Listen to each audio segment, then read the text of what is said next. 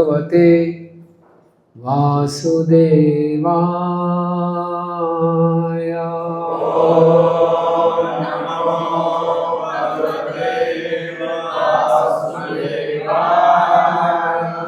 ओम नमो भगवते वासुदेवाय।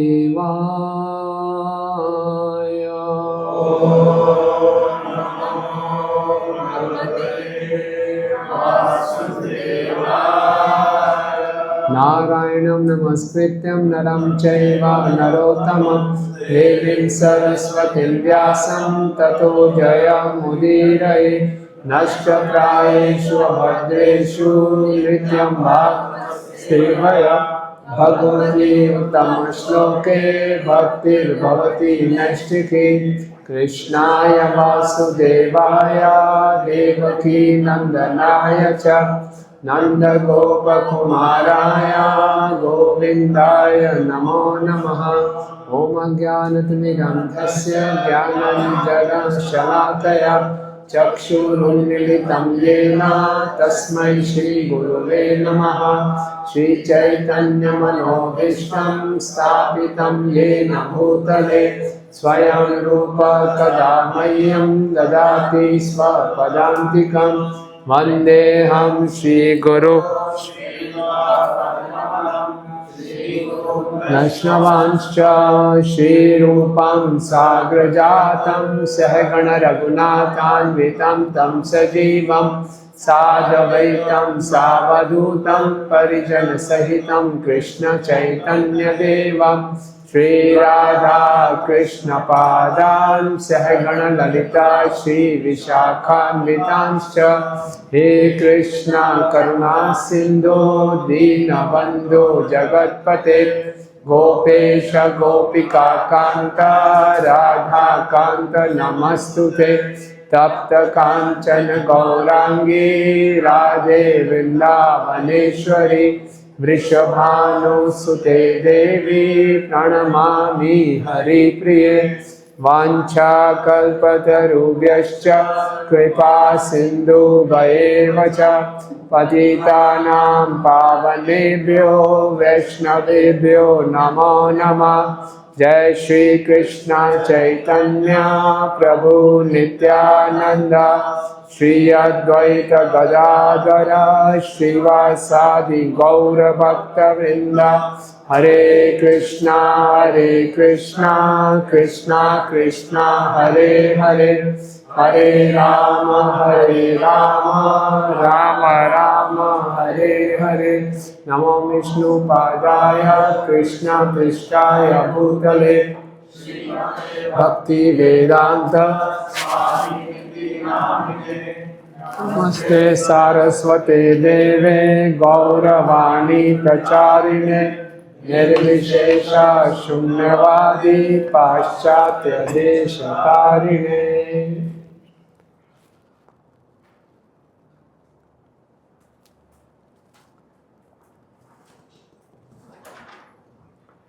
हरे कृष्णा। आप सबका बहुत बहुत धन्यवाद। आपने लास्ट मिनट में चेंजेस को एकोमोडेट किया। तो कल हमने चर्चा की थी 32 नंबर श्लोक तक, और ये पूरा हो गया था कि किस प्रकार से जो क्रम मुक्ति होती है। अब हम आपको एक चार्ट दिखाएंगे। Can you show the chart please चंद्र।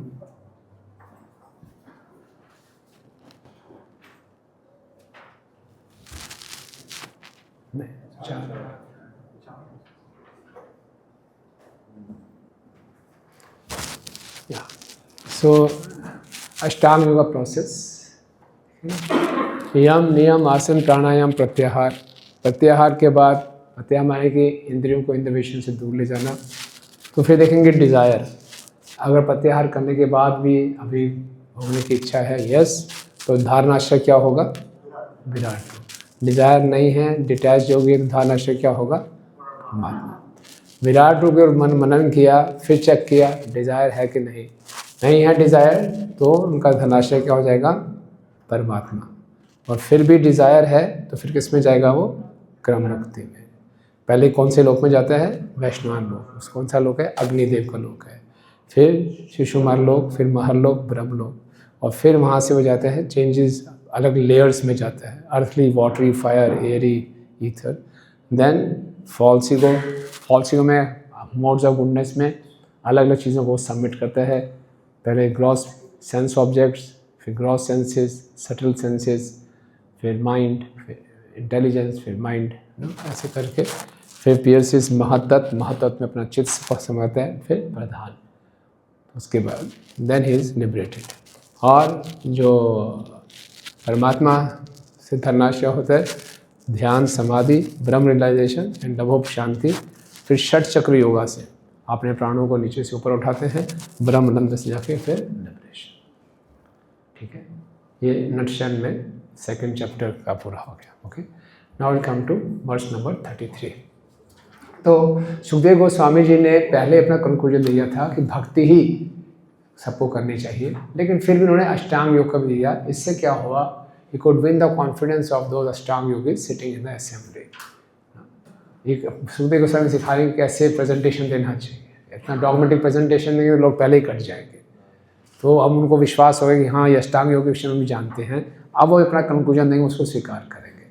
तो 33rd वर्स है, ना ही यतो अन्य शिवा पंथा विशता संस्तरे वासुदेवे भगवती भक्ति योगो यतो भवेत्। पढ़िए प्लीज अनुवाद।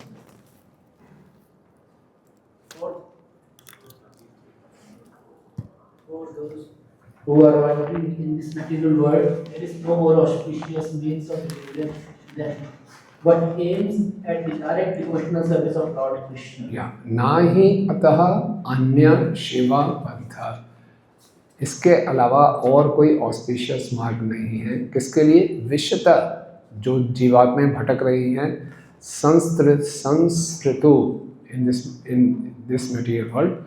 किसके अलावा कौन सा सबसे शुभ पाथ कौन सा है? वासुदेवे भगवती भक्ति योग यथा भवेत्।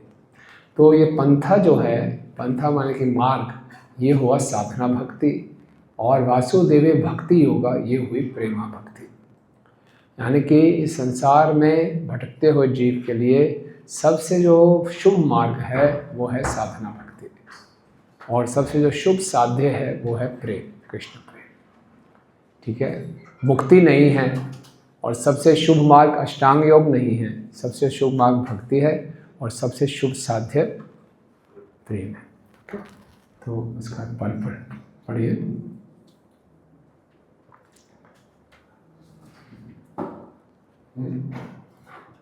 As will be clarified in the next verse, devotional service or direct bhakti yoga is the only absolute and auspicious means of deliverance from the grip of material existence.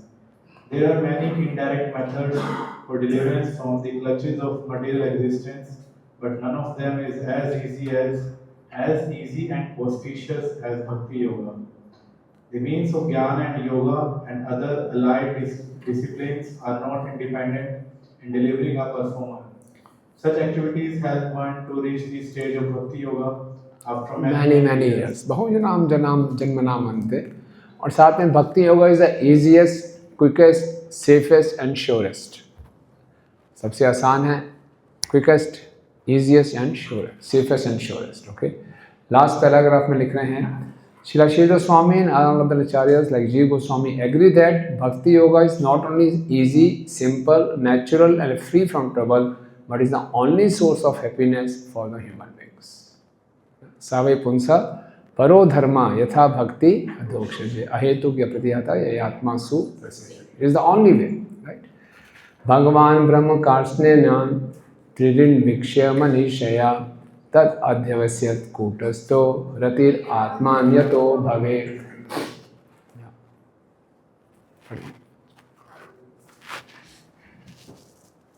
The Dharma with great attention and concentration of the mind, studied the Vedas 3 times, and after scrutinizing, examining them, he ascertained that attraction for the Supreme Personality of Godhead Sri Krishna, the highest perfection of perfection. So the Sukhdev Goswami again consolidating, ऐसा नहीं कि मेरा पथ है, मेरा ये मत है कि साधना भक्ति ही सबसे शुभ मार्ग है।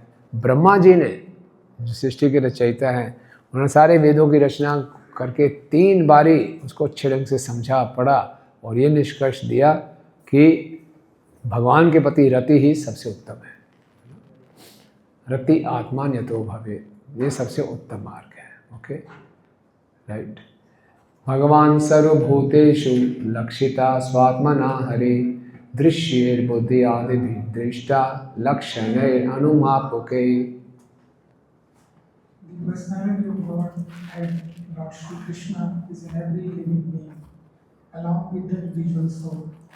And this fact is perceived and hypothesized in our acts of seeing and taking help from the practice. तो कोई बोलेगा ठीक है, आप कह रहे हैं कि आपका भी यही मत है, ब्रह्मा जी का भी यही मत है, 3 बारी वेदों को बहुत ध्यानपूर्वक समझने के बाद ये निष्कर्ष दे रहे हैं।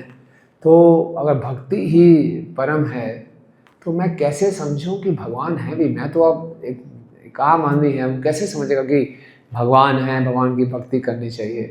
तो यहाँ देखिए, अब सुखदेव गोस्वामी कितनी अच्छी बात बता रहे हैं। बोले अनुमान परिणाम से भी देखते हैं, एक लॉजिकल इन्फ्रेंस से भी। चलो शास्त्रों की बात भी छोड़ दो, ब्रह्मा जी की बात भी छोड़ो, मेरी बात भी छोड़ो, ठीक है, चलो हम अनुमान लगा के देखते हैं। तो बड़ा ये सुंदर प्रभुपाद जी का परपट है, इसको हम पढ़ते हैं। पूरा पढ़िए, परपट पढ़िए।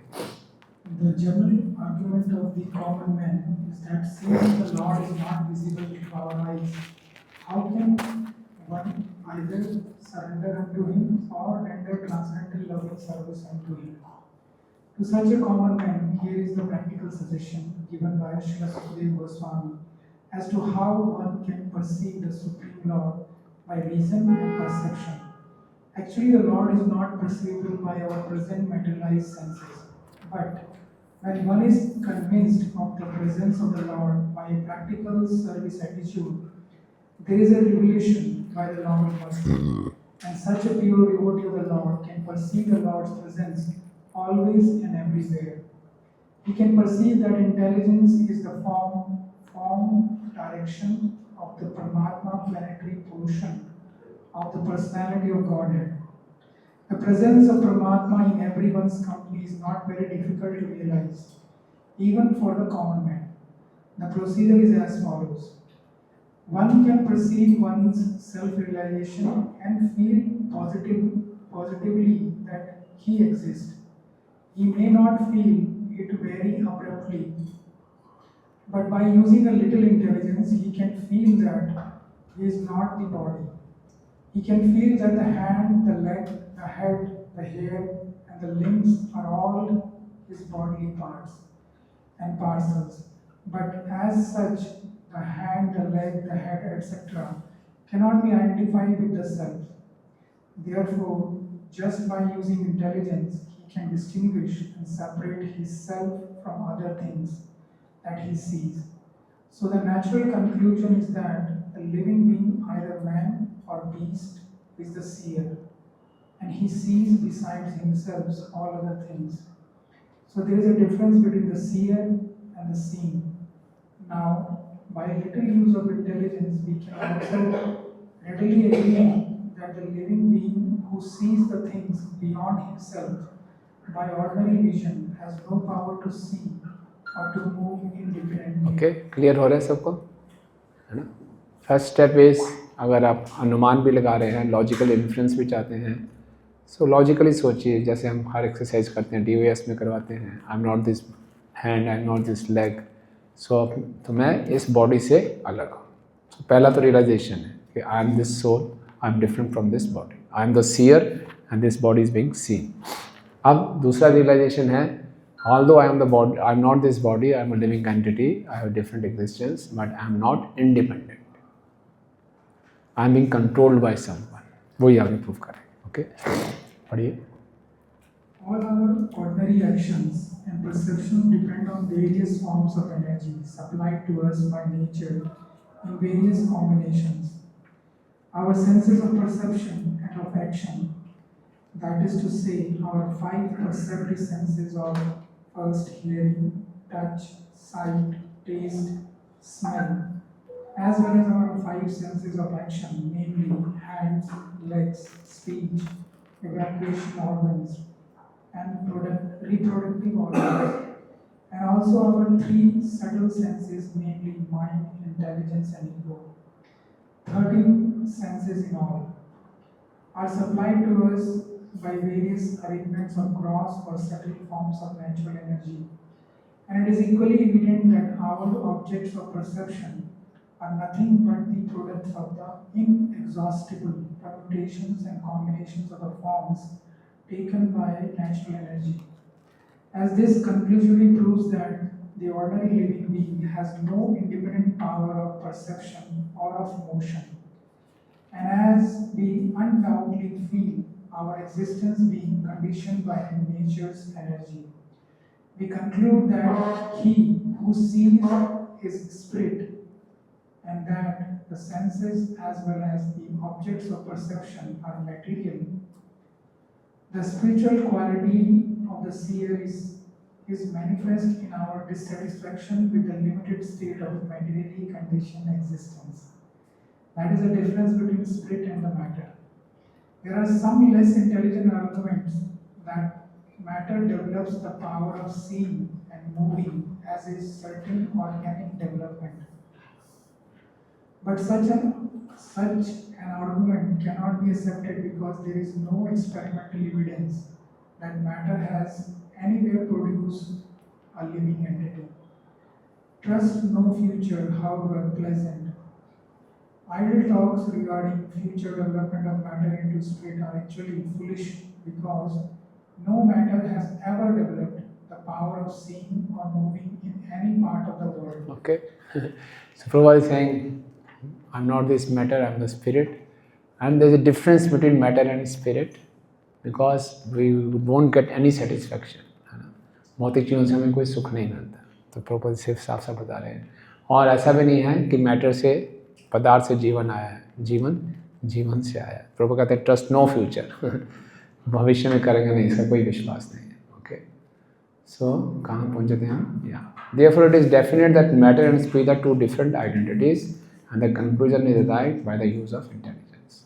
Now we come to the point that things which are seen by a little use of intelligence cannot be animated unless we accept someone as the user of or the director of the intelligence. Intelligence gives one direction like some higher authority, and the living beings cannot see or move or eat or do anything without the use of intelligence. When one fails to take advantage of the intelligence, he becomes a deranged man. And so a living being is dependent on the intelligence or the direction of the superior being. Such intelligence is all-pervading. Every living being has his intelligence, and this intelligence being the direction of some higher authority is just like a father giving direction to his son. The higher authority who is present and residing within every living being is the super self. Logical है. पहले हम प्रभुपाद ने बताया कैसे matter और spirit में difference है. I am not the matter, I am the spirit. But the spirit is not independent. It requires some intelligence to act, to think, to eat, to move. From where that intelligence is coming, not from me. Someone is guiding me. So that guidance, that direction is some super self. तो इससे मालूम चलता है. Okay, that way. सो ये प्रभुपाद ने बिल्कुल, अगर आप देखेंगे संदर्भ हम भी देखेंगे तो जीव गोस्वामी जी इसी प्रकार की लैंग्वेज यूज़ करके सभी संदर्भ में स्थापित करते हैं भागवतम के सिद्धांत को. राइट. तो अब सुखदेव गोस्वामी ने अपना ओपिनियन दिया कि भक्ति ही सबसे सरल और शुभ बात है. ब्रह्मा जी ने भी 3 बारी वेदों को पढ़ के निष्कर्ष दिया. अपने कॉमन सेंस से भी आप लॉजिकल भी इन्फर करेंगे तो इसी पर पहुँचेंगे. इसलिए तस्मात् सर्वात्मना राजन् हरि सर्वत्र सर्वदा श्रोतव्य कीर्तव्यश्च स्मर्तव्यो भगवान नृणाम. Okay, yeah. O king, it is therefore essential that every human being hear about, glorify and remember the Supreme Lord, the pursuit of Godhead, always and everywhere. Yeah, this is very important point. सर्वत्र सर्वदा, हमेशा और हर स्थान पे हमने क्या करना है? भगवान की श्रोतव्य, कीर्तितव्य, स्मर्तव्य. राइट. भक्ति के बाद पढ़िए तात्पर्य पढ़िए. So Sukadeva Goswami begins this verse with the word tasmat or therefore, because In the previous verse, it is already explained that there is no auspicious means for salvation other than the sublime process of Bhakti Yoga. The Bhakti Yoga process is practiced by the devotees in different methods like hearing, chanting, mumbling, serving the feet of the Lord, worshipping, praying, rendering service in love, becoming friendly, and offering all that one may possess. All 9 methods are bona fide methods, and either all of them, some of them, or even one of them can bring about the desired result for the sincere devotee. But out of all the 9 different methods, the first one, namely hearing, the most important function in the process of Bhakti Yoga. Without hearing sufficiently properly, no one can make any progress by any of the methods of practice. It's a very And powerful line. Without hearing sufficiently and properly, no one can make any progress by any method of practice. नवदा भक्ति में किसी भी अंग आप ले लो, लेकिन hearing should be sufficient and proper, quantity as well as quality. Sufficiently सुनना चाहिए और सही ढंग से सुनना चाहिए. तो कई बार हमारी hearing भी sufficient नहीं होती और properly भी नहीं होती. ओके, सो क्या properly का मतलब क्या है? वो तो सफिशिएंट हो गया. नित्यम भागवत सेव्य, रैप्ट अटेंशन से सुनना है, सबमिसिवनेस से सुनना है, चैलेंजिंग मूड में नहीं सुनना ना, ओपन माइंड से सुनना है ना, आई नो इट बेटर, इससे नहीं सुनना, हृदय से सुनना है, अपने जीवन में उतारने के लिए सुनना है, इन्फॉर्मेशन के लिए नहीं सुनना, ट्रांसफॉर्मेशन के लिए सुनना है. ये प्रॉपरली है. लेकिन कुछ समय के बाद ये प्रॉपरली नहीं हो पाता, बहुत मुश्किल है. शुरू में आते हैं तो प्रॉपरली होता है, सब कुछ नया नया होता है, जो सुनते हैं उस पर मनन करते हैं, उसको अप्लाई करते हैं. कुछ वर्षों के बाद हाँ ये तो जानता हूँ, ये भी जानता हूँ ना, मुझे मालूम है कि क्या बोलने वाले हैं ना. जैसे वक्ता त्रिराम पे सुनी चैन बोलते हैं, वक्ता ऑडियंस बोलते हैं आगे बढ़ो यार, आगे कहे यार ना. उसकी हृदय सुनने की इच्छा ही नहीं होती. और ये पौड़ी हर बार ये एग्जांपल देते हैं, चलो आगे चलो. तो पहले से हमारा हेयरिंग स्विच ऑफ हो जाता है. हम सबका ये है. और कोई और बोल रहा है, मुझे आइडिया नहीं, इससे अच्छा तो मैं बोलूँगा, मुझे ज़्यादा अच्छा मालूम, ये गलत बोल रहे हैं. जज करते हैं, एनालाइज करना शुरू कर देते हैं. So we don't hear with submissiveness. So that's why we see after few years our change of heart, the rate of change of heart goes down. Starting में बहुत तेज़ी से हृदय बदलता है, हृदय परिवर्तन हो रहा है, लेकिन बाद में हेयरिंग रुक जाती है. क्योंकि मुझे सब पता है, सब आता है. तो उस हेयरिंग के लिए वो ईगरनेस में नहीं रहती, इतना उत्सुकता भी नहीं रहती, और क्वालिटी भी बहुत पुअर हो जाती है. तो ये सबसे बड़ा हमारा एक ब्लॉक है. इसीलिए चाहे हम भक्ति की किसी अवस्था में हो, हमें अपने माइंड को इस ढंग से सेट करना है. One should hear sufficiently and properly. खूब सुने ना, जितना सुन सकते हैं सुने. हमेशा अपने आप को दिव्य ध्वनि, साउंड वाइब्रेशन से रखें ना. कुछ लेक्चर, कुछ कीर्तन सुनते रहें और उसको ध्यान से सुनने का प्रयास करें और प्रॉपरली सुने, विद गुड एटीट्यूड सुने. तब प्रॉपर लिख रहे हैं, without hearing sufficient and properly no one can make any progress by any method of practice. हमारा जो इन्फेक्शन है बहुत स्ट्रांग है. We are severe infection. क्या इन्फेक्शन है हमारा? Forgetfulness of Krishna.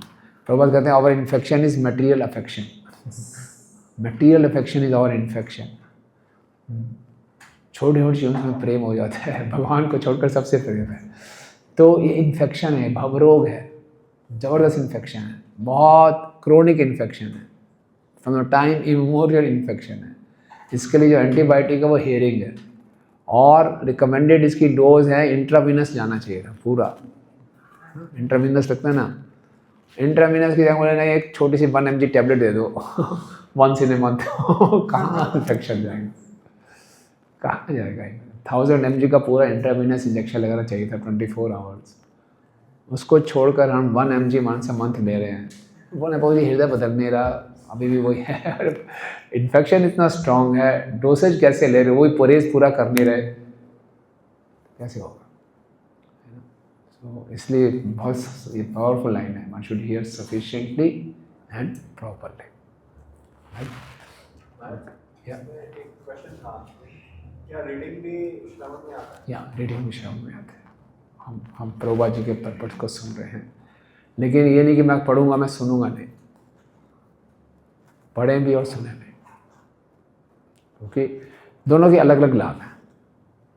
पढ़ते हैं जब हम स्वाध्याय करते हैं, एक अलग हमारा इंटरेक्शन होता है प्रभुपाद जी के साथ, और जब सुनते हैं किसी वक्ता से, उसने प्रभुपाद के परपट से पढ़े हैं, उसने कहीं और से भी सुना है, उसके अपना कुछ मनन है, तो वो सबका एक इकट्ठा हमें सुनने को मिलता है साक्षात्कार।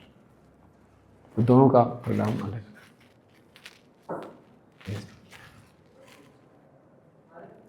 Properly we sometimes understand it. Though properly hearing is also very difficult, but we have some understanding of proper hearing. But sufficient hearing is hardly. सफेद मीन्स हाउ मच, कितने किलोग्राम देना चाहिए अंदर, कैसे मेजर करेंगे कि ठीक है ये सफिशिएंटली सुन लिया, टिक हो गया। सो नित्यम भागवत सेवा, डेली कुछ ना कुछ सुने, और हर एक का अलग अलग मैटर कर सकता है। जब टाइम मिले और सुनना, ज़्यादा से ज़्यादा सुनने का प्रयास करें। Because many times we see Maharaj that in the name of increasing the quantity, sometimes they would just pay the tape and they hardly listen to it, and proper listening is compromised in the name of quantity, sufficient hearing. या both should be there, और both should be there. But फिर भी कई बार हम driving कर रहे हैं, घर का काम कर रहे हैं, तब भी सुनते रहें, चला दें, कोई दिक्कत नहीं है। Something is better than nothing. कई बार सोचते हैं आराम से बैठ के सुनूंगा, आराम से बैठ के सुनूंगा, कभी होता है वो टलता ही जाता है। तो आप वॉशरूम में जा रहे हैं, आप तैयार हो रहे हैं, तिलक लगा रहे हैं, कुछ ना कुछ सुनते रहें। कुछ उससे बहुत प्रभुपाद का लेक्चर है, किसी ने कोई भी सेंटेंस हिट करता है कई बार, that also brings lot of change. सुनते रहे और बैठ के महाराज सुनने के बाद एक, हाँ, तो वो कितना देर होना चाहिए? डिपेंड करता है, उसमें ऐसा नहीं, मिनिमम ऐसा कुछ नहीं। आई मीन फिर भी भागवत सेवा, जैसे प्रभुपाद जी का सिस्टम देखिए, एक क्लास तो कम से कम बैठ के सुने। हाँ, कम से कम 1 घंटा बैठ के भक्तों के बीच में सुनना बहुत अच्छा है। Right, okay. सो यहाँ पे प्रभुपाद जी लिख रहे हैं, ओके, प्रभुपाद लिख रहे हैं कि that is the special duty of human being. खाली मनुष्य ही सुन सकता है ना, पशु पक्षियों का भक्ति वैभव नहीं होता, भागवतम क्लास नहीं होती। तो कभी मनुष्य योनि में ही ये सुविधा है कि हम सुने, और भगवान का नाम एक अधोक्षज है। भगवान को इन भौतिक इंद्रियों से नहीं जान सकते, फिर हम भगवान को कैसे जानेंगे जब जान ही नहीं सकते? तो भगवान ने केवल एक कर्ण इंद्रिय, कान एक ऐसा छोड़ा है जिसके द्वारा हम भगवान को जान सकते हैं। इसलिए भगवान का एक नाम है श्रुत इक्षिता। भगवान को हम सुनकर देख सकते हैं, श्रुत इक्षिता। Okay, that's why Prabhupada uses very nice word, aural reception. We are receiving the Lord through the ears, aural reception. Prabhupada का इंग्लिश है और कहीं नहीं मिलेगा ये English. AURAL, aural reception, receiving the Lord through the ears. कानों के माध्यम से भगवान को हम रिसीव करते हैं अपने हृदय में, राइट। वो बोलते हैं ENT होते हैं, ईयर नोज थ्रोट कनेक्टेड है, लेकिन स्पिरिचुअल लाइफ में ईयर का, कान का हार्ट से कनेक्शन है। Okay, right. So only the human being we can hear. Okay, when the human being gives up the process of hearing about the all-pervading personality of Godhead, he becomes a victim of hearing rubbish transmitted by man-made machines. अगर हम भगवान की बातें नहीं सुने तो उल्टी सीधी बातें सुनेंगे। श्रोतव्य आदि राजेंद्र निर्णाम संतिम सहस्त्रशा, हजारों विषय सुनने के लिए। फिर बाबा बहुत सुंदर बात लिख रहे हैं, machinery is not bad because through the machine one can take advantage of hearing about the Lord, but because machinery is used for ulterior purposes it is creating rapid degradation in the standard of human civilization. आज के time में और apply हो रहा है। Technology is not bad, इसका सही use नहीं करेंगे तो उल्टी डायरेक्शन में ले जाएगा। It is said here that it is incumbent upon the human beings to hear, because the scriptures like Bhagavad Gita, Srimad Bhagavatam are made for that purpose. Living beings other than human beings have no ability to hear such Vedic literatures. If human society gave itself to the process of hearing the Vedic literature, It will not become a victim to impious sounds vibrated by impious men who degrade the standards of the total society. Hearing is solidified by process of chanting. Very important point. Whatever we hear, we should try to chant also. It is solidified. We should try to repeat it. We should try to share it. आज मैंने ये सुना और इसको दोहराया. Right? One who has perfectly heard from the perfect source becomes convinced about the all-pervading personality of Godhead, thus becomes enthusiastic in glorifying the Lord. All the great acharyas like Ramanuja, Madhva, Chaitanya, Saraswati Thakur, and even in the other countries, Muhammad, Christ, and others have all extensively glorified the Lord by chanting always and in every place, Sarvatra, Sarvada. Okay. Because the Lord is all-pervading, it is essential to glorify Him always and everywhere. In the process of glorifying the Lord, there should be no restriction of time and space. जैसे मर्जी परिस्थिति हो, भगवान का कीर्तन चलते रहना चाहिए. We have been created, our existence is only to glorify the Lord. And we are able to glorify only if we hear sufficiently and properly. शायद आपसे कभी शेयर किया था मैंने, पता नहीं. जब बॉम्बे टेम्पल जुहू बन गया था और मिस्टर एम की मृत्यु हो गई थी और प्रभुपाद का भी तिरोभाव हो गया, तो तब भी मिसिस एन जो है भक्तों को बहुत तंग करती रहती थी. तो एक बार जुहू मंदिर में एक बहुत अमीर व्यक्ति आया. उसने गाड़ी पार करके दर्शन करने गया, वापस आए तो जूते गायब थे. सिक्योरिटी गार्ड को बुलाया, कहाँ हैं जूते, शोर मचा दिया. सिक्योरिटी गार्ड बोला जस्ट टाइम दीजिए मुझे. तो सामने झुग्गियाँ होती थी, तो झुग्गी झोंपड़ी में गया, इस व्यक्ति को पकड़ लिया जिसने जूते चुराए थे. पकड़ के ले आया, जूते भी ले आया, व्यक्ति को भी ले आया. और इस अमीर व्यक्ति से पूछा, साहब इसका क्या करें. बोले खूब पिटाई करो इसकी. उसने पिटाई करना शुरू कर दिया. शोर मच गया, आस पास के झुग्गी झोंपड़ी के सारे इकट्ठे हो गए. बहुत शोर हंगामा शुरू हो गया गेट के ऊपर ही. तो उस समय टेम्पल कमांडर होते थे महाबुद्धि प्रभु, अमेरिकन थे वो, प्रभुपाद डिसाइपल. वो बाहर आए, क्यों शोर मच रहा है. उनको बताया ऐसा ऐसा हो गया. बोले आप गेट पे शोर मत मचाओ, अंदर आओ. तो अंदर लेके जा रहे थे. तो उस समय जो सिक्योरिटी गार्ड के हाथ में एक लोहे की रॉड थी. चलो अंदर चलो, शोर शराबा मत मचाओ. वो आगे आगे थे, सब पीछे पीछे आ रहे थे. तो अचानक उनको ज़ोर से आवाज़ सुनाई. ऐसे आवाज़ सुनाई जैसे ऊपर से नारियल गिरा हो. पीछे मुड़कर देखा तो झपना उसमें लड़ाई में सिक्योरिटी गार्ड के हाथ में जो लोहे की रॉड थी, उसने जो जिसने चोरी की थी उसका सर फाड़ दिया था.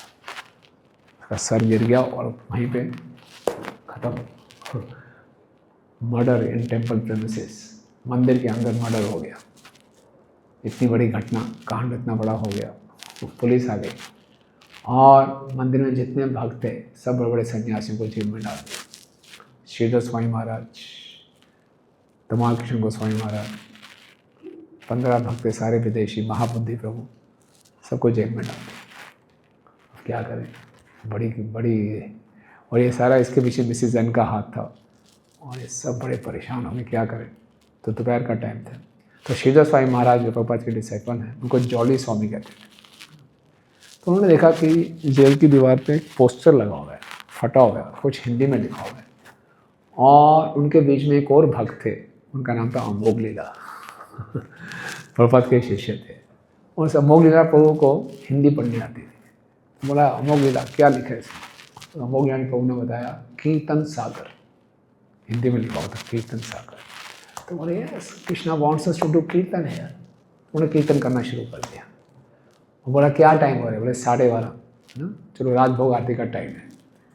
तो क्या हुआ, एक भक्त जैसी इस दीवार है उसमें आरती करने लगा, अल्टर समझ.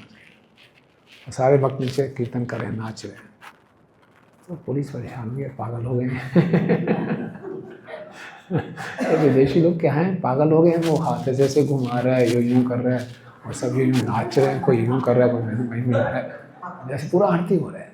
और इतने उत्साह से कर रहे थे. वो पुलिस वाला अंदर आया, है क्या, हो क्या रहा है.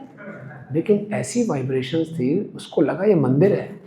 वो सेल में आने से पहले उसने जूते उतार दिए. नहीं, उसने जूते बाहर उतार दिए और सेल के अंदर प्रवेश किया. और एक भक्त ने पुजारी से आरती दी ऐसे. सब यूँ कर रहे, सबने ऐसे, उसने भी यूँ कर दिया. इतना मतलब उनका कन्विक्शन था सर्वत्र सर्वदा. कि हम भगवान का कीर्तन करेंगे। फिर टाइम हो गया लंच, तो बोला अब जेल का खाना आया। भक्त ने बोला हम तो खाना खाते नहीं, प्रसाद खा पाते। मैंने कहाँ से आएगा, मंदिर से मंगवाते हैं। तो मंदिर से उन्होंने प्रसाद मंगवाया। 15 लोग थे, 50 लोगों का पूरा ड्रम भर के आ गया। होता है ये स्टाइल ही है। तो भक्तों ने भी पाया और सारे जेल में भी खिलाया, सब आ गए। उसके बाद शाम को गौर आरती हुई, सुबह मंगल आरती हुई, भागवतम क्लास हुई। तो ऐसे ही चलने लगा। आप देखिए कितना पोटेंसी है इस स्टेटमेंट में कि भक्ति को सर्वत्र सर्वदा करना है, चाहे जैसे मर्जी परिस्थिति हो। पूरी सिचुएशन चेंज हो गई। फिर पुलिस वाले भी इन्वॉल्व हो गए, कोई हरासमेंट नहीं, कुछ मंदिर से प्रसाद आता था, सब प्रसाद पाते थे, क्लास सुनते थे, आरती हो रही है, सब कुछ ऐसे ही चल रहा है। कुछ समय के बाद सबकी बेल हो गई। खाली महाबुद्धि प्रभु जो टेम्पल कमांडर थे वो सिक्योरिटी गार्ड रह गए और बाकी बाहर के लोग अंदर आ गए। तो महाबुद्धि प्रभु और सिक्योरिटी गार्ड ने पूरा मॉर्निंग प्रोग्राम कंटिन्यू किया। महाबुद्धि प्रभु इंग्लिश बोलते थे, सिक्योरिटी गार्ड बंगाली था, उसको आधी टूटी फूटी इंग्लिश आती थी, जितनी समझ में आती थी वो ट्रांसलेट कर देता था और बाकी सुनते थे पूरा मॉर्निंग प्रोग्राम। उसके बाद धीरे धीरे महाबुद्धि प्रभु के भी बेल हो गए, खाली सिक्योरिटी गार्ड रह गया। इसको शिफ्ट कर दिया सेंट्रल जेल में, वहाँ जाके भी उसने मॉर्निंग प्रोग्राम कंटिन्यू किया। ये पूरा महाबुद्धि प्रभु ने सुनाया था जब जुहू टेम्पल का 40th एनिवर्सरी था। So this is the potency, सर्वत्र सर्वदा। उसी परिस्थिति में ये सब सोचते रहते क्या हो गए, फंस गए यार, कुछ भी नहीं हुआ, किसकी चाल है, किसने किया, कॉन्स्पिरेसी है, यू नो। कितनी डिप्रेसिंग सिचुएशन थी, आप सोचिए कितनी कॉम्प्लिकेटेड सिचुएशन थी। फॉरेन बॉडीड हैं और ये मंदिर में मर्डर हो गया। हालांकि बैकग्राउंड में सब चल रहा था, कोर्ट कचहरी पुलिस से जो लेना देना वो सारे भक्त कर रहे थे, लेकिन भक्ति को नहीं छोड़ा। चैंटिंग भी कर रहे थे, अपनी माला भी कर रहे थे, कीर्तन भी कर रहे थे, प्रचार भी कर रहे थे, प्रसाद भी बांट रहे थे, सब कुछ कर रहे थे। ये हमें सीखना है। हम कई बार परिस्थितियों से बहुत ओवरवेल्म हो जाते हैं, परिस्थितियाँ हमें ओवरवेल्म कर देते हैं और हम इसको भूल जाते हैं। इसीलिए प्रभुपाद लिख रहे हैं कि in the process of glorifying the Lord there should be no restriction of time and space, no restriction. हर स्थान पे करना है, हर परिस्थिति में करना है, हमेशा करना है, राइट। ये है, दिस इज कॉल्ड सनातन धर्म और भागवत धर्म। सनातन means eternal, always and everywhere. Bhagavat means pertaining to Bhagavan the Lord. The Lord is a master of all time and all space. Therefore, Lord's holy name must be heard, glorified and remembered everywhere in the world. That will bring about the desired peace and prosperity so eagerly awaited by the people of the world.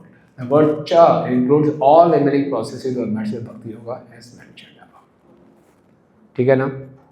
It's very interesting. Okay, next last look. पिबन्ति ये भगवतात्मना सतां कथामृतं श्रवणपुटेषु संप्रीतं पुनन्ति ते विषया विदुषिताशयं व्रजन्ति तच्चरणसरोरन्तिकम्। Those who drink through oral reception, fully filled with the nectarian message of Lord Krishna, the beloved of the devotees, purify the polluted aim of life known as material enjoyment, and thus go back to Godhead, to the lotus feet of Him, the personality of Godhead. तो ये साधना भक्ति और साधना भक्ति में मुख्यतः श्रवण के दो मुख्य फायदे बताए हैं। हमारे जीवन का लक्ष्य जो दूषित है वो शुद्ध हो जाता है और हम भगवान के चरणों को प्राप्त करते हैं। ओके, तो क्या करना है? पिबन्ति, सुनना नहीं है, पीना है। मुख से नहीं पीना, कान से पीना है।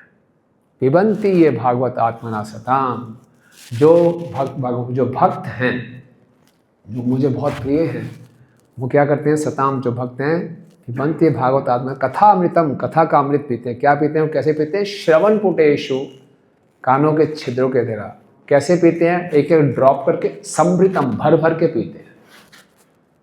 यानी कि ड्रॉपर से टप टप टप थोड़ा थोड़ा सुनते हैं, भर भर के सुनते हैं। फिर उससे क्या होता है? पुनन्ति, शुद्ध हो जाते हैं। पुनन्ति ते विषय विदुषित आशयम, आशय जो उनकी तरह तरह की आशाएं हैं इस संसार में सुख भोगने की, विदूषित हैं, वो पुनन्ति, वो शुद्ध हो जाती है। फिर क्या होता है? व्रजंती, वो चलना शुरू करते हैं। व्रजंती ते चरण सरोहर अंतुकम, भगवान के चरण कमलों की ओर बढ़ना शुरू करते हैं। राइट, तो प्रभुपाद जी का परपट पढ़िए प्लीज।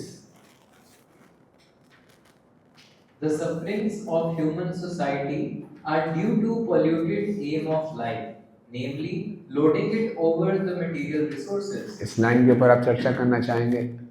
इस लाइन को समझाइए, क्या मतलब है इस लाइन का?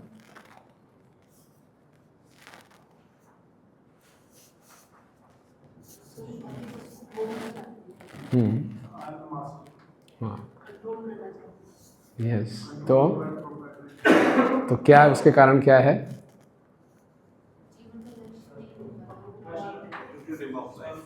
पॉलिटिकल लाइफ से क्या हो रहा है? सफरिंग, इंडिविजुअल लेवल पे भी और सोसाइटी के लेवल पे भी। इंडिविजुअल लेवल पे भी मैं भक्ति कर रहा हूँ और खुश नहीं हूँ, इसका मतलब मेरा एम ऑफ लाइफ क्लियर नहीं है ना। जिनके जीवन का लक्ष्य क्लियर है वो परेशान नहीं होगा। परेशानियाँ आएंगी, प्रभुपाद जी को परेशानियाँ आई, लेकिन दुखी नहीं होगा। क्यों हमारे को हम परेशान क्यों हो जाते हैं? We have mixed aim of life. हाँ धनम हाँ जलम सा सुंदरी ना नहीं है, हाँ हाँ हाँ सबके साथ है, और भक्ति भी चाहिए और ये सब भी चाहिए, और वो नहीं मिलता तो फिर परेशान होते हैं। नो, तो पॉल्यूटेड एम ऑफ लाइफ है, मिक्सचर है तो परेशानी है, लेकिन क्लियर कट एम है, वैसात्मी का बुद्धि है तो दिक्कत नहीं है। राइट, पढ़िए आगे। The more human society engages in the exploitation of undeveloped material resources for sense gratification, the more it will be entrapped by the illusory material energy of the Lord, and thus the distress of the world will be intensified instead of diminished.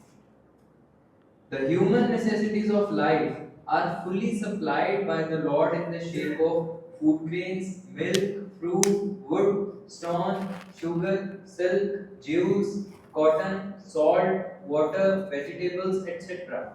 in sufficient quantity to feed and care for the human race of the world as well as the living beings on each and every planet within the universe. The supply source is complete and only a little energy by the human being is required to get his necessities into the proper channel. There is no need of machines and tools or huge steel plants for artificially creating comforts of life. Life is never made comfortable by artificial needs, but by plain living and high thinking. The highest perfectional thinking for human society is suggested here by Shukadev Goswami, namely, sufficiently hearing Srimad Bhagavatam. For men in this age of Kali, when they have lost the perfect vision of life, this Srimad Bhagavatam is the torchlight by which to see the real path. Srilaji Goswami Prabhupada has commented on Kathamritam mentioned in this verse and has indicated Srimad Bhagavatam to be the nectarian message of the personality of Godhead. By sufficient hearing of Srimad Bhagavatam, the polluted aim of life, namely loading it over matter, will subside, and the people in general in all the parts of the world will be able to live a peaceful life of knowledge and bliss. For a pure devotee of the Lord, any topics in relation with his name, fame, quality, entourage, etc. are all pleasing. And because such topics have been approved by the great devotees like Narad, Hanuman, Nand Maharaj, and other inhabitants of Vrindavan, certainly such messages are transcendental and pleasing to the heart and the soul. And by the constant hearing of the messages of Bhagavad Gita and later of Srimad Bhagavatam, one is assured herein by Sri Shukdev Goswami that he will reach the personality of Godhead and render him transcendental loving service in the spiritual planet of the name Golok Vrindavan, which resembles a huge lotus flower. Thus, by the process of Bhakti Yoga, directly accepted as suggested in this verse, by sufficient hearing of the transcendental message of the Lord, the material contamination is directly eliminated without one's attempting to contemplate the impersonal Virat conception of the Lord. And by practicing Bhakti Yoga, if the performer is not purified from the material contamination, he must be a pseudo devotee. For such an imposter, there is no remedy for being freed from the material entanglement. और strong statements हैं last के 2 sentence. अगर हम भक्ति कर रहे हैं और हमारा हृदय शुद्ध नहीं हो रहा तो वी आर शूडो डिवोटीज। ऐसे इम्पोस्टर के लिए देयर इज नो रेमेडी, कुछ नहीं हो सकता उसका। तो हताश नहीं होना है, लगे रहना है, सफिशिएंट और सुनना है और सुनना है, राइट। प्रोसेस यही है। तो कितना आसान है, हेयरिंग से, केवल हेयरिंग से हृदय शुद्ध हो जाएगा और विराट रूप में मनन करने की आवश्यकता नहीं है, परमात्मा में मनन करने की आवश्यकता नहीं है, और लिबरेशन नहीं प्रेम प्राप्त होगा। इसलिए भक्ति को सुप्रीम बनाया गया। ये ईज ऑफ प्रोसेस बताया है। Just by hearing sufficiently and properly और हार्टली प्योरीफाइड, वो हार्ट प्योरीफाई करने के लिए इतने ताम झाम, और उनको लिबरेशन मिल रहा कितनी क्रम मुक्ति से।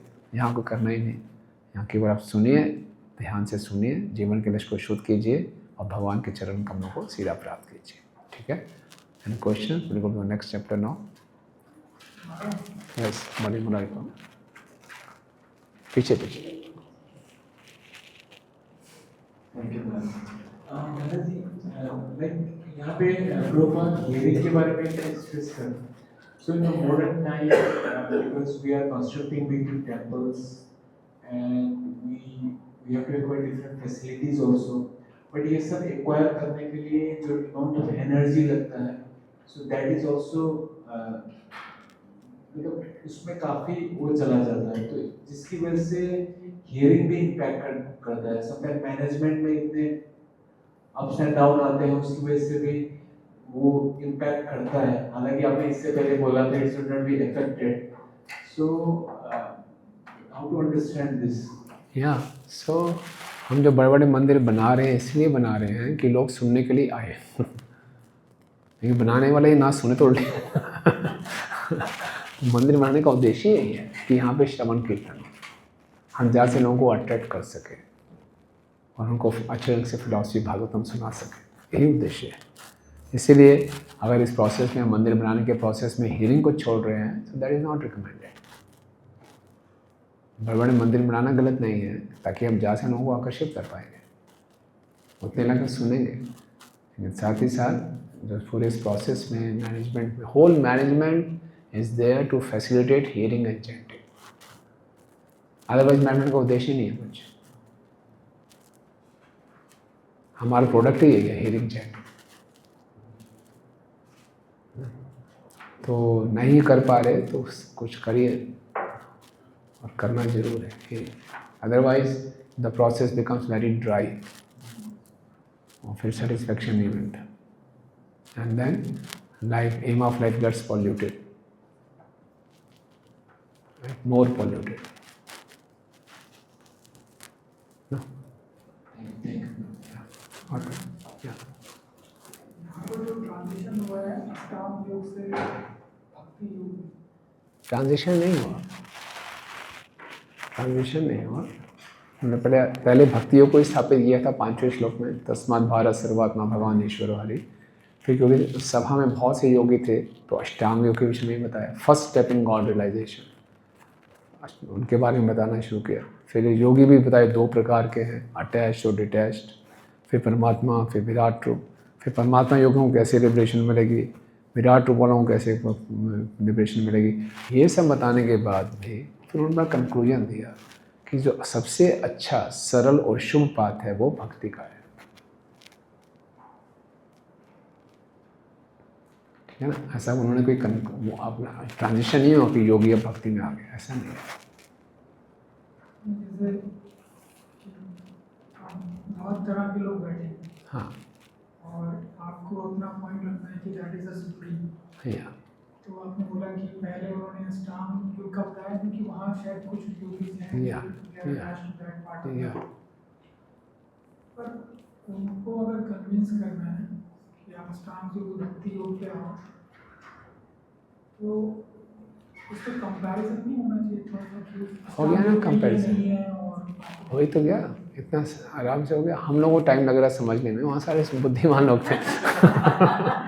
उनको पेपर देने की आवश्यकता नहीं थी, वो सब समझ, वहाँ कहाँ क्रम मुक्ति, इतने पछड़े, पहले यहाँ जमा कराऊंगा, फिर यहाँ जमा कराऊंगा, फिर वहाँ कराऊंगा। और यहाँ सीधा सुनो और भगवत धाम जाओ, तो पता चल गया सबको, समझ में आ गया वहीं पे, है ना। वहाँ टेबल बनाने की जरूरत नहीं थी, चार्ट बना के सब बड़े बुद्धिमान संत लोग थे, सबको समझ आ रहा था, है ना। और कुछ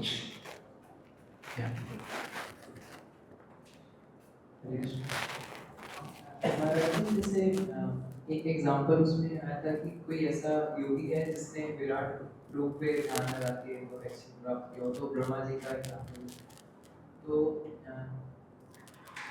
ऐसा समझे क्योंकि विराट रूप पे ध्यान वो योगी लगाते हैं जो कि अटैच है यार, तो बट ब्रह्मा जी भक्त हैं। या तो ब्रह्मा जी भक्त हैं, इसका मतलब ये नहीं है कि भक्त ऐसा नहीं कर सकते।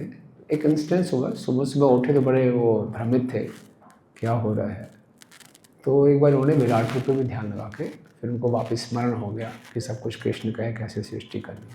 वंस इन अ डे, ऐसा कभी, हमेशा ऐसा नहीं करते। हमेशा तो रोज़ वो भागवतम सुनते हैं, सुबह उठते गर्भोदक विशेष में भागवतम सुनते हैं, चतुश्लोकी भागवतम सुन के उसके बाद सृष्टि की शुरुआत करते हैं। लेकिन एक ऐसा इंस्टेंस हुआ जो रिकॉर्डेड है हिस्ट्री में, और सब तो ब्रह्मा जी कौन से ब्रह्मा जी हमें भी पता नहीं है ना। तो एक रिकॉर्डेड है कि कभी ब्रह्मा जी को ऐसा भी हुआ था। ओके, सो थर्ड चैप्टर पढ़ते हैं। थर्ड चैप्टर का नाम है pure devotional service, the change in heart.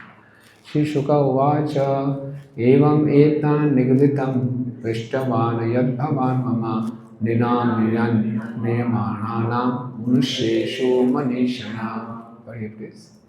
Shri Shukdev Goswami said, Maharaj Parikshit, as you have inquired from me as to the duty of the intelligent man who is on the threshold of death, so I have answered you. Yes, okay.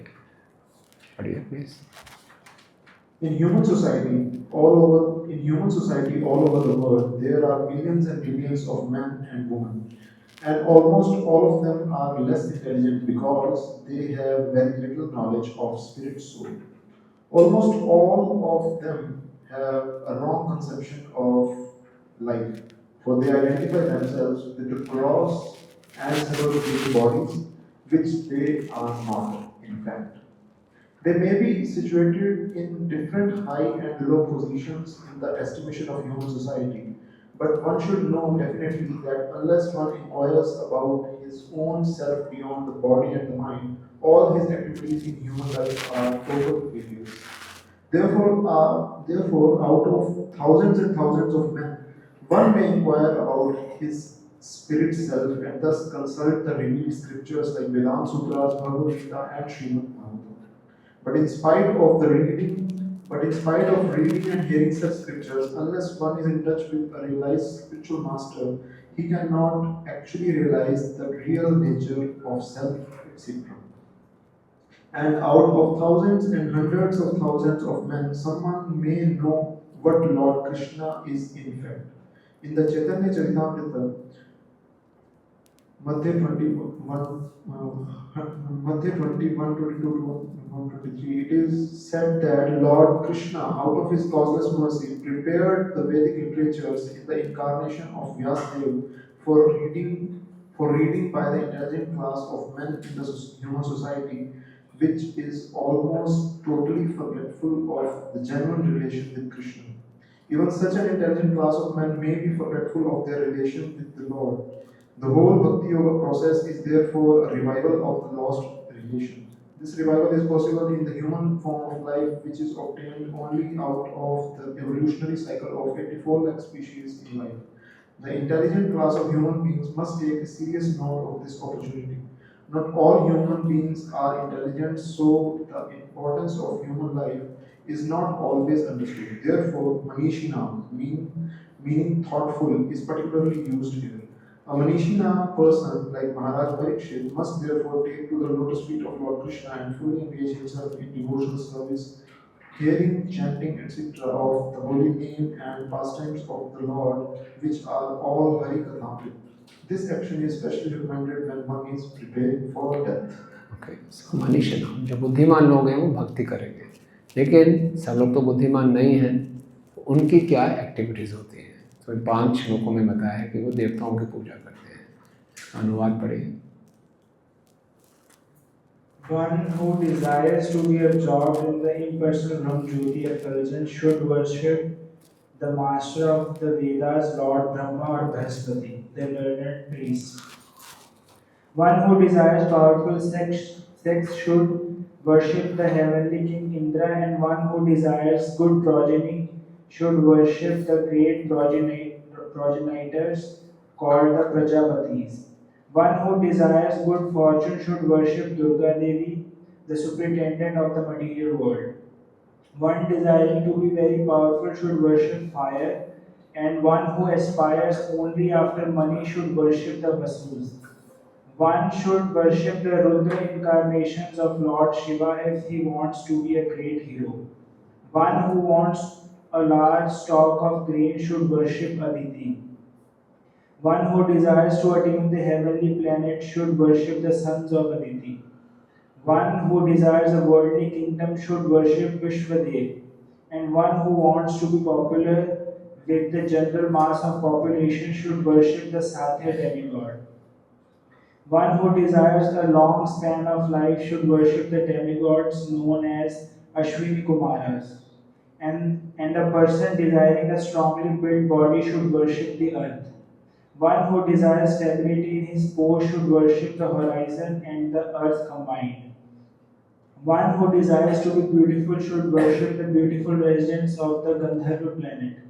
And one who desires a good wife should worship the Apsaras and the Urvashi society girls of the heavenly kingdom. One who desires domination over others should worship Lord Brahma, the head of the universe. One who desires tangible fame should worship the personality of Godhead, and one who desires a good bank balance should worship the demigod Varuna. If one desires to be a greatly learned man, he should worship Lord Shiva. And if one desires a good marital relation, he should worship the chaste goddess Uma, the wife of Lord Shiva. Okay. So, Prabhupada लिख रहे हैं different modes of worship for different person desiring success in particular subjects. The conditioned souls living in the purview of material world cannot be an expert in every type of materially enjoyable asset, but one can have considerable influence over a particular matter by worshipping a particular demigod as mentioned above. तो प्रभुपाद लिख रहे हैं कि सारे डेमगॉड worshipper हैं, they don't know the what is the real problems of life, जन्म मृत्यु जरा व्याधि को पता नहीं होता. सो डेथ इज, लास्ट में देखिए, death is inevitable for everyone, intelligent और foolish, but Parikshit Maharaj has been addressed by Goswami as मनीषी और the man of highly developed mind, because at the time of death he left all material enjoyment and completely surrender on to lotus feet of the Lord by hearing the message from the right person, Sukhdev Goswami. But the aspiration for the material enjoyment by enduring persons are condemned. Such aspirations are something like the intoxication of the degraded human society. Intelligent persons should try to avoid these aspirations and seek instead the permanent life by returning home back to Godhead. Okay. So मनुष्य जीवन बहुत दुर्लभ है और मनुष्य जीवन ही मिला है जीवन की असली समस्याओं का समाधान करने के लिए. असली समस्या का समाधान करके असली खुशी, टेम्परेरी समस्या का समाधान करके टेम्परेरी खुशी. और आजकल पूरे संसार में लोग टेम्परेरी समस्याओं का समाधान में लगे हुए हैं. भगवान गीता में क्या कहते हैं? How to tackle temporary problems, just tolerate. And how to tackle permanent problems, इसको दुख देखना, दुख द्वेषानु दर्शनम, जन्म मृत्यु जरा व्याधि, and get rid of this. तो हम उल्टा करते हैं. सारा संसार वी टॉलरेट मृत्यु, डिजीज, कर लो, सबके साथ हो रहा है, कोई बात नहीं है ना. And we try to get rid of the small small problems. तो उल्टा करना चाहिए. इसलिए पूरे संसार में किसी को ज्ञान नहीं क्या करना है क्या नहीं करना. ओके. तो यहाँ पर क्यों बोला है भागवतम में? भागवतम तो अमल पुराण है. शुड यजेत यजेत यजेत इंजंक्शन है कि दे शुड वर्शिप दिस. कोई इसको पढ़ेगा तो बोले आपको तो उसमें लिखा हुआ है सब, आप क्यों हमें बोल रहे हैं? यजेत ब्रह्मणा पतिम, सबको करना चाहिए, देवताओं की पूजा करनी चाहिए. आगे आगे जाके बोलेंगे कि अकाम सर्व काम होगा मोक्ष काम होगा। या इतनी लंबी लिस्ट क्यों अलग अलग करने की जरूरत नहीं है, एक ही सब कुछ हो जाएगा। या एक पांच जी पूरा सीक्वेंस। सो देखिए, जो भक्ति एक प्रोसेस है जो हमारी फॉल्स ईगो को डिसॉल्व कर सकती है। बाकी ये देवताओं की वर्शिप जो है सब है, ये हमारे बॉडी आइडेंटिफिकेशन को और बढ़ाती है। सो भक्ति आगे जाके हम 3rd कैंटो में पढ़ेंगे, भगवान कपिल देव बोलते हैं कि भक्ति डिसॉल्व द सटल बॉडी, इसलिए आराम से हमें लिबरेशन मिल जाते हैं और प्रेम भी प्राप्त होता है। लेकिन ये ग्रेजुअल होते हैं। जैसे हम साधना भक्ति कर रहे हैं, तो साधना भक्ति में अनर्थ सबसे दुखदाई है। हम ज़्यादातर भक्त उस स्टेज में संघर्ष कर रहे हैं। तो अनर्थ निवृत्ति में I am forcing myself to chant, forcing myself to read, study, force करना पड़ रहा है, और उसमें भी स्टेडीनेस नहीं है, ऊपर नीचे है, ठीक है ना। अनर्थ निवृत्ति के बाद निष्ठा, निष्ठा में also I am forcing but with steadiness, although I'm not liking it, but there is steadiness, I'm not fluctuating up and down.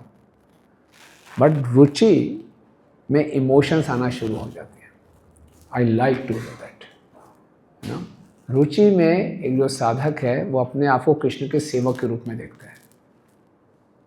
उसको लगता है हाँ मैं कृष्ण का सेवक हूँ, और उसको अच्छा लगता है ये कथा सुनना, उसको अच्छा लगता है भक्ति के अनुभव करना। और आसक्ति में वो इसलिए नहीं करता कि उसको अच्छा लगता है, वो आसक्ति में इसलिए करता है कि कृष्ण को अच्छा लगता है, उससे उसे आसक्ति हो जाती है। तो धीरे धीरे स्पिरिचुअल इमोशंस डेवलप होते हैं, ओके। और फिर भाव में जब आ जाता है तो आलाधनीय और समृद्ध शक्ति का संचार होता है उसके हृदय में, और उसको ममत्व की भावना आ जाती है ना। आसक्ति तक उसको रहता है कि मैं कृष्ण का हूँ। जब भाव की स्थिति में आता है तो लगता है कृष्ण मेरे हैं, और फिर प्रेम की स्थिति मालूम चलता है कृष्ण मेरे कैसे हैं, मेरे स्वामी हैं, दास रस में मेरा बेटा है, मेरे मित्र हैं, ऐसे लगता है, ओके। तो इस प्रकार से जो फॉल्स ईगो है रियल ईगो में कन्वर्ट होती है साधना भक्ति, भाव भक्ति और प्रेम भक्ति में। लेकिन हम डेविगॉड वर्शिप करते हैं तो फॉल्स ईगो में ही हम रहते हैं और इसी भौतिक जगत में रहेंगे। लेकिन फिर भी क्यों बोला गया है इसको करो, वो गलत नहीं है। It is meant for different classes of people. वैदिक शास्त्र बहुत एकोमोडेटिव है, हर एक के लिए इंजंक्शंस हैं। तो as per the qualification, nothing what is impious, what is pious, it does not depend on action only, it depends on qualification also. समझ गया? ब्राह्मण है, ब्राह्मण भिक्षा मांग सकता है, क्षत्रिय भिक्षा नहीं मांग सकता। इसलिए भगवान ने अर्जुन को बोला अनारे जुष्टम अस्वर्गम कीर्तिम कर्म अर्जुन। कैसे आप भिक्षा मांगोगे, आप क्षत्रिय कैसे हो? क्लब्यम मासगम पार्थ, ये आपकी नपुंसकता है कि आप भिक्षा मांगने को तैयार हो। ब्राह्मण जो होगा वो शूद्र का कार्य नहीं करेगा, ब्राह्मण नौकरी नहीं करेगा, ब्राह्मण स्वतंत्र है, उसको स्वतंत्र होना चाहिए। तो नौकरी करना गलत नहीं है, लेकिन ब्राह्मण के लिए नौकरी करना गलत है। भिक्षा मांगना गलत नहीं है, लेकिन क्षत्रिय के लिए भिक्षा मांगना गलत है। तो सब अपने अधिकार पर निर्भर करता है। महाभारत में बहुत सुंदर प्रसंग होता है व्याध गीता का, सुना आपने? व्याध गीत, व्याध गीत में क्या होता है कि एक ब्राह्मण होता है, बहुत क्वालिफाइड ब्राह्मण है, उसका नाम है कौशिक, बहुत अच्छे ढंग से नियमों का पालन करता है। नहीं, ब्राह्मण है। तो वो एक बारी पेड़ के नीचे बैठा है, ध्यान लगा रहा था, तो पेड़ के ऊपर एक पक्षी था, उस पक्षी ने उसके ऊपर मल त्याग दिया। उसको बड़ा क्रोध आया, बड़े क्रोध से उसने पक्षी को देखा, इसके अंदर इतना ब्राह्मण का तेज था, वो पक्षी जल कर नीचे गिर गया। उसको लगा क्या बात है, मेरे में इतना तेज है, पक्षी गिर गया। तो उसको थोड़ा गर्व भी हो रहा था और थोड़ा शौक भी हो रहा था कि मैंने जीव की हत्या भी कर दी। लेकिन ये भी लगा था कि देखो कितना तेज है मुझे, मेरे क्रोध आएगा मैं किसी को भी भस्म कर सकता हूँ। तो फिर वो नगर में जाता है भिक्षा मांगने के लिए। तो उसी घर में गया जहाँ पहले कई बारी भिक्षा मांग चुका है। तो दरवाज़ा खटखटता है, भिक्षाम देही। तो वहाँ एक स्त्री रहती जो बहुत पतिव्रता है। तो उसने बोला अंदर से आवाज़ आई, आ रही हूँ ब्राह्मण जी, अभी आ रही हूँ। ये खड़ा रहा। तो जैसे ही वो स्त्री घर से कुछ भिक्षा लेके बाहर निकलने लगी थी, उसके पति जी आ जाते हैं। तो पतिव्रता स्त्री है, उसे पहले पति का पूरा स्वागत किया, उसके पद प्रक्षालन किए, उसको खाना परोसा, सब कुछ बड़े प्रेम से खिलाया। ये ब्राह्मण बाहर वेट कर रहा है और फिर अचानक पति होता स्त्री को लगा रही, वो ब्राह्मण बाहर मेरी प्रतीक्षा कर रहे बाहर कहीं देने के लिए। तो ब्राह्मण बड़े क्रोध में था, और एक ऐसा तुम्हारा धर्म है, एक ब्राह्मण को बाहर अपनी प्रतीक्षा कराए, ये तो ठीक नहीं है। गृहस्थ आश्रम में रहने वाला कर्तव्य होना चाहिए, ब्राह्मण का आदर करना चाहिए।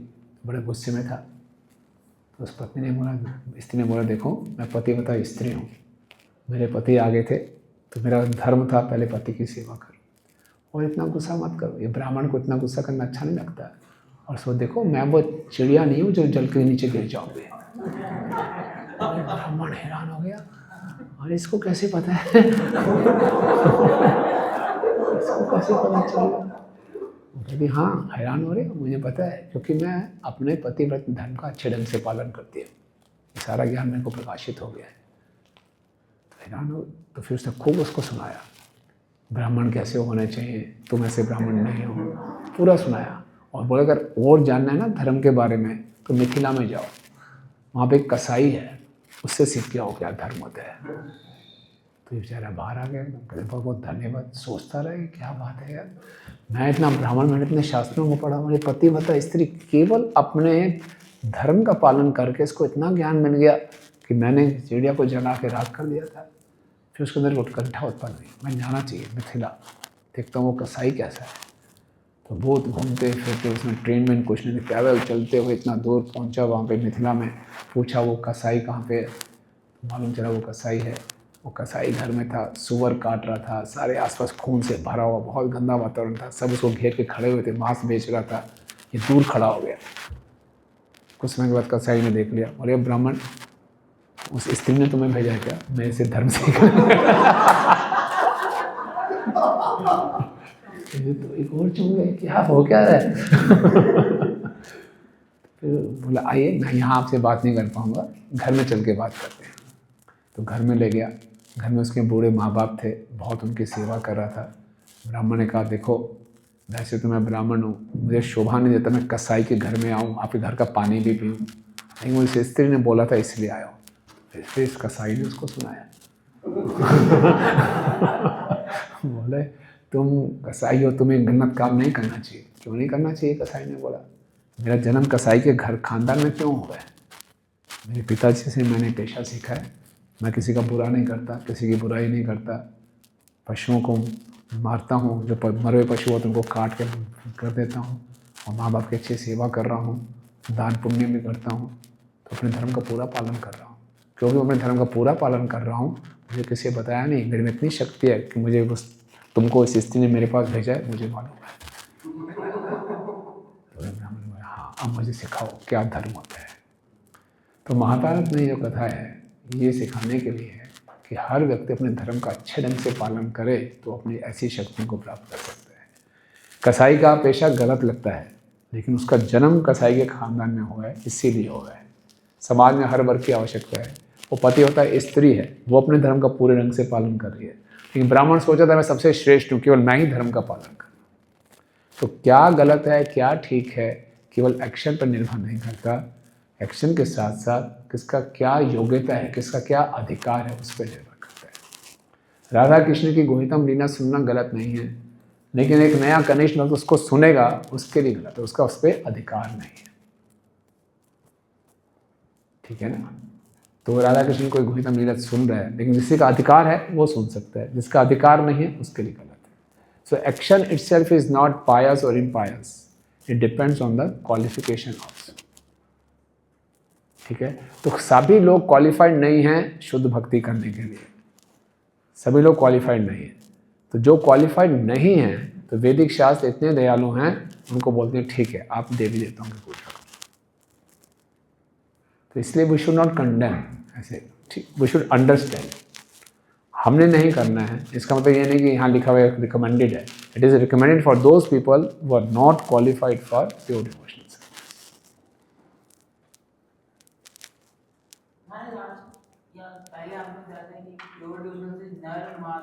हाँ सुबह हम बात कर रहे थे। क्वालिफिकेशन है लेकिन वो नहीं करना चाहता अभी उसके अंदर इतना शुद्धता नहीं आई है, वो अभी इस संसार में ठीक है, एटलीस्ट वो वैदिक उसमें तो है ना, वैदिक शास्त्रों के अगेंस्ट नहीं जाना चाहिए। तो इसको करते करते वो क्रमशः शुद्ध हो जाएगा और उसके अंदर इच्छा उत्पन्न होगी भक्ति करने की, सुकृति इकट्ठी हो जाएगी। हाँ। हरे कृष्णा। देन मतलब हम प्रीचिंग करते हैं फिर सो हमें फिर योग्यता देखनी चाहिए या सबकी मतलब प्रीचिंग करते हुए कि किसको मतलब हम प्रीच करना है या नहीं करना। या योग्यता जैसे जार देखो तारे को कृष्ण उपदेश सबको बताना है, लेकिन हर एक को उसके स्तर के हिसाब से हम भी ऐसा ही करते हैं, क्योंकि आगे आएगा कामो सर्व कामो अमोक्ष कामो दार्दी तीव्र भक्ति योग यदि तो पूरी क्षमता। जो बुद्धिमान मनुष्य चाहे उसके अंदर सारी तरह की कामना है तब भी उसको भगवान की ही पूजा करनी चाहिए। तो हमारा यही लक्ष्य होता है कि सबको भगवान की पूजा में लगाएं, लेकिन कोई नहीं लग रहा तो we should not hate that person, he is not ready yet. तो फिर हम क्या करते हैं, उसको प्रसाद दे दें खाली, ठीक है। और भक्ति में भी आने के बाद हम योग्यता देखते हैं, नए व्यक्तियों के सामने नए लोगों के सामने कैसे प्रचार करना है ना। तो वी शुड नॉट फोर्स। कई बार हम 7 डे सेशन करते हैं, उसमें 3rd सेशन होता है डेमी गॉड्स का और भगवान का, तो बहुत से लोगों के सेंटिमेंट्स हर्ट होते हैं ना। तो अपरिपक्वता में कई बार सेंटिमेंट्स हर्ट कर देते हैं, तो हम will lose them. So without hurting their sentiments we should respect them and gradually we can bring them in, we should not lose them. तो अभी वो नहीं समझ पाएंगे, वो they are too engrossed in demigod worship, but we should have to bring them to Krishna worship. तो धीरे धीरे उनको लाएंगे ना। तो कई बार बोलते इसी बहस में फंस जाते हैं, नहीं इसी को करना है उसको नहीं करना, तो हम खो बैठे उन लोगों को। लेकिन बाद में हम देखा उनको धीरे धीरे उनको ट्रीट कर दो, वो आ जाते हैं। सोशल मीडिया प्रीचिंग महाराज, सोशल मीडिया पे हम Yeah. preach करते हैं तो हम कई बार डायरेक्टली तो वो सबके पास जाता है वो ना वीडियो। हाँ, तो इसमें फिर क्या होता है, काफी लोग लूज हो जाते हैं, मतलब इसको वहाँ से कट जाते हैं। या सोशल मीडिया में should very careful, one can not be very fanatic. हम भागवतम क्लास दे रहे हैं, भागवतम क्लास में अपने क्लोज सर्कल है, बट वो सोशल मीडिया तो सबके लिए हो गया। हो सकता है उसके एडवांटेजेस भी है, डिसएडवांटेजेस भी है। यस, या क्वेश्चन बार-बार आता है, ये यूट्यूब से कम डायरेक्ट शास्त्र हैं, ये जो व्यास देव जी को नारद मुनि बता रहे हैं यूट्यूब से कम धर्म कृत्य शास्त्र, तो कह रहे हैं कि आपने अलग अलग धर्मों का तो खूब बखान किया, भगवान की भक्ति बीच में आपने डाली है, लेकिन आपने ये गलत करा है। आपको इससे लोगों को एनकरेजमेंट मिल गया आपकी अथॉरिटी पे साइड एक्टिविटीज करनी इस सेंस में। तो अब जैसे महाभारत की स्टोरी है, इसके अनुसार तो व्यास देव जी ने ठीक किया, तो नारद मुनि फिर उनको डांट रहे हैं। ठीक है, ये सब लिखना गलत नहीं था, लेकिन भागवतम को नहीं लिखा वो गलत है। और फिर भागवतम में ये सब लिखा, फिर नारद मुनि ने के बोलने के फीडबैक के बाद व्यास जी ने भागवतम को री एडिट किया कि एक तो पुराण ऐसा लिखो जिसमें अमन पुराण हो, कुछ ना हो। हाँ, सारा में कई एक तो एक्सक्लूसिव रखो। तो भागवतम में भी उसने ये सब उन्होंने डाल दिया था, बोले नहीं एक में profusely just glorify pure devotional service. तो फिर व्यास जी ने उसको री एडिट किया। ऐसे तो फिर कोई स्कोप ही नहीं बचेगा। 18 करण के पुराण है, तमोगुणी रजोगुणी लोगों के लिए भी है, सारा पर्पस खत्म हो जाएगा।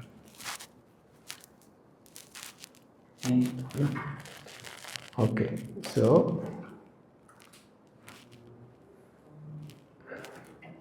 हम कहाँ पे हैं? 8वां पढ़ लेते हैं, फिर समाप्त हो जाएगा। धर्मार्थ उत्तम श्लोकम तंतु तन्वन प्रीतम यजे रक्ष कामा पुण्य जना ओजस कामो मरोदगनान। पढ़िए translation. One should worship Lord Krishna or his devotee for spiritual advancement in knowledge, and for protection of heredity and advancement of a dynasty. One should worship the various demigods. तो यहाँ पे प्रभुपाद जी ने धर्मार्थ उत्तम श्लोकों, भक्ति जिसको करनी है, आध्यात्मिक उन्नति करनी है तो भगवान की पूजा करो। तंतु तनवन पितरम यजेत, जिसको अपने descendants desiring person desiring many descendants should worship पितृ। रक्षा कामा पुण्यजनों, और जिसको person desiring protection should worship पुण्य जन, यहाँ पे पुण्य जन विश्वनाथ ठाकुर जी करें, यक्षा की पूजा करो, ओजस कामा मरुद्गणों, और जिसको स्ट्रेंथ चाहिए उनको किनको कहिए, देवताओं की पूजा करनी चाहिए। ओके, पर्पस पढ़िए। The path of religion entails making progress on the path of spiritual advancement, ultimately reviving the eternal relation with Lord Vishnu. In his impersonal effulgence, his localized Paramatma feature, and ultimately his personal feature by spiritual advancement in knowledge. And one who wants to establish a good dynasty and be happy in the progress of temporary bodily relations should take shelter of the Pitas and the demigods in other pious planets. Such different classes of worshippers of different demigods may ultimately reach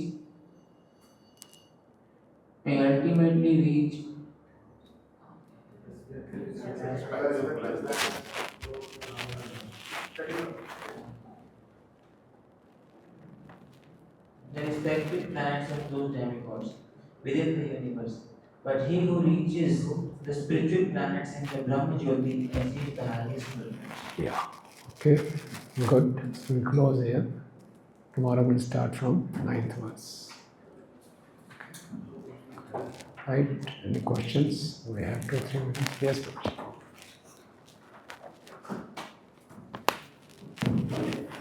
हरे कृष्ण महाराज। महाराज मेरा जो question है, वो जो महाभारत वाली story है उससे normally हम मतलब जो क्या वो यही सुनते हैं कि जो हमारा धर्म है उसको हम फॉलो कर रहे हैं, किसी को हम परेशान नहीं कर रहे हैं, किसी का दुख नहीं दे रहे हैं। अब जैसे कसाई वाला पास टाइम हमारा, तो वो पशुओं का मान रहा है, तो will you not get any reaction because he is doing just duties. So Prabhu, धर्म के कई स्तर होते हैं। परो धर्मा भागवत धर्म है। धर्म के कई स्तर हैं। परा धर्म है, अपरा धर्म है। परो धर्म है आत्मा का जो धर्म है, भागवत धर्म है, जैव धर्म। अपरा धर्म शरीर से संबंधित है। ओके, कई धर्म स्तर के। तो ये 9 स्तर है कि ठीक है, महाभारत में मुख्यतः इसी बात पे बात की गई कि अपने कर्म, जो कर्म कांड में बताया गया उसको अपने सही ढंग से करते रहो, उसका ग्रेजुअल एलिवेशन। ठीक है ना, हर वर्ग के लिए एक अलग सा धर्म है। तो ये टॉप मोस्ट धर्म नहीं है, this is not a top most धर्म। टॉप मोस्ट धर्म तो सवे पुंसा परो धर्मो यथा भक्ति अदोष, ये सबसे ऊंचा है। फिर उसके बाद स्त्री धर्म है, ये धर्म है, राज धर्म है, ये धर्म है, वो धर्म है ना, वर्णाश्रम का धर्म है, ये सब भी धर्म है उस दृष्टि से। Point is will he get the because he is ultimately killing. हाँ, तो उसके हिसाब से तो अपने धर्म का पालन कर रहा है। ऐसे ही जैसे कोई व्यक्ति है, कोई किसी का जन्म हुआ, किसी उसका शराब का बिजनेस है, फादर का, उसके परिवार में जन्म हुआ, वो भी उसमें इन्वॉल्व हुआ, तो वो तो जिस परिवार में उसका जन्म हुआ उसको फॉलो कर रहा है, तो विल ही गेट रिएक्शंस? या जो रिएक्शंस मिलेंगे, certainly get the reactions. Things won't become reaction free. Reaction free तभी होगा जब वो भक्ति करेगा। रिएक्शन फ्री मिलेंगे, दोबारा से जन्म होगा उसका, लेकिन अगर पूरे शास्त्रों के आदेशों के अनुसार करेगा तो उन्नत हो जाएगा, ग्रेजुअल अपलिफ्टमेंट। रिएक्शन तो मिलेंगे, रिएक्शन फ्री नहीं। ठीक है ना?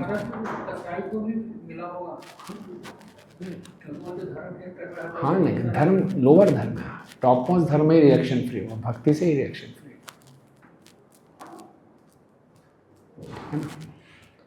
उससे इंस्पिरेशन नहीं लेनी हमने।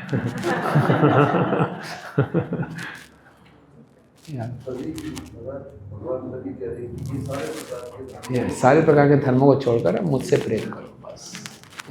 ये सारे धर्म है, ऐसा नहीं है कि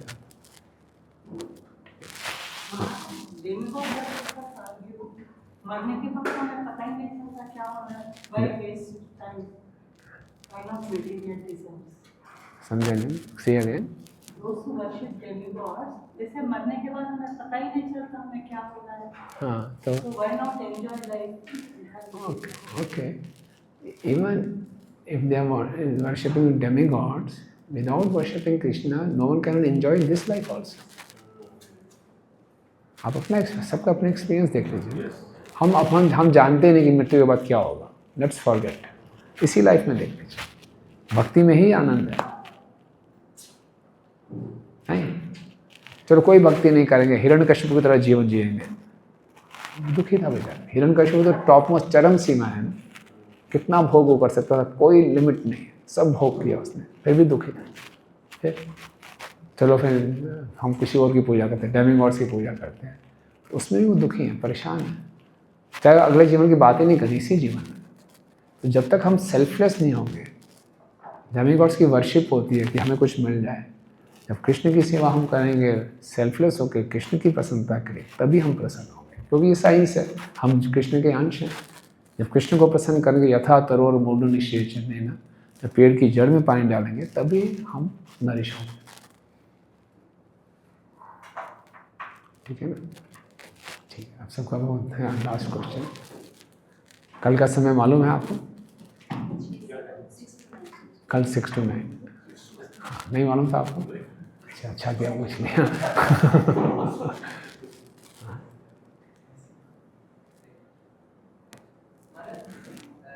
जब हम श्रीमद् भागवतम की बात करते हैं और कि व्यासदेव को नारद मुनि जी ने कहा कि आप अमर पुराण की रचना कीजिए, भगवान के गुणा वर्णन कीजिए केवल, तो कहीं ना कहीं ऐसा कंसेप्शन आता है जैसे श्रील प्रभुपाद जी ने हर पॉपर्ट में भक्ति को फोकस किया और उसको थीम रखा, उसी पे स्ट्रेस किया, तो व्यासदेव जी भी तो ऐसा कर सकते थे, या भागवतम पॉइंट ऑफ व्यू से भी रचना कि ऐसा कुछ भी उसमें नहीं हो।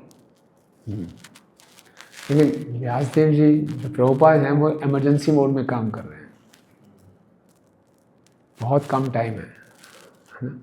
प्रभुपाद कहते हैं नो चांस, सीधा वो भक्ति करें, पकड़ें भक्ति को, है ना। प्रभुपाद बिल्कुल इमरजेंसी मोड में है, और व्यासदेव जी बहुत अकोमोडेटिव हैं, चलो किसी ना किसी ढंग से ग्रेजुअल एलिवेशन होगा। प्रभुपाद बोले नो ग्रेजुअल एलिवेशन, सीधा लिफ्ट में, सीधा टॉप फ्लोर पे आ जाओ।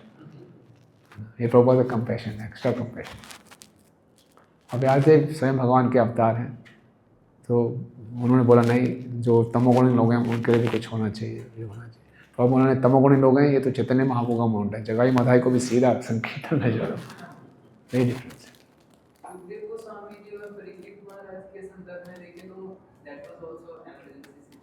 या तो इसीलिए सुखदेव गोस्वामी तभी परीक्षित महाराज पूछ रहे हैं कि नरकों से जान से लोगों को कैसे बचाएं, और फिर सुखदेव गोस्वामी एस्टेब्लिश करें क्वेचित के लिए भक्त्या वासुदेव परायण, भक्ति से ही होगा। पता नहीं कितना सही है, बट मैंने सुना है कि जैसे एक पुराण को एस्टेब्लिश करने के लिए कुछ कंपोनेंट्स भी होते हैं, तो या तो हमें पहले दिन चर्चा करते थे, ये महापुराण है तो इसमें 10 विषय होंगे, इसलिए सर्ग विसर्ग सब चर्चा हुई। तो ये सब करने के बाद हम कृष्ण के आश्रय को तभी स्वीकार करेंगे, भगवान की महानता को जानने के बाद फिर भगवान की माधुर्य को हम अप्रिशिएट कर पाएंगे।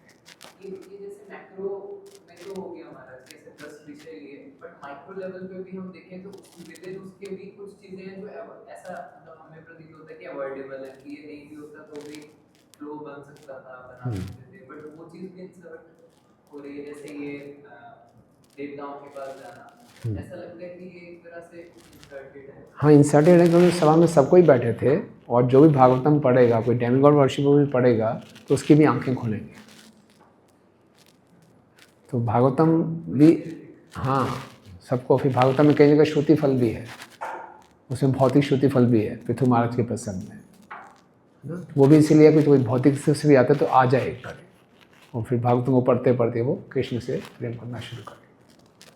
ठीक है, धन्यवाद आप सबका। जगत गुरु श्रील प्रभुपाद की, ग्रंथराज श्रीमद् भागवतम की, जय गौर प्रेमानंदे।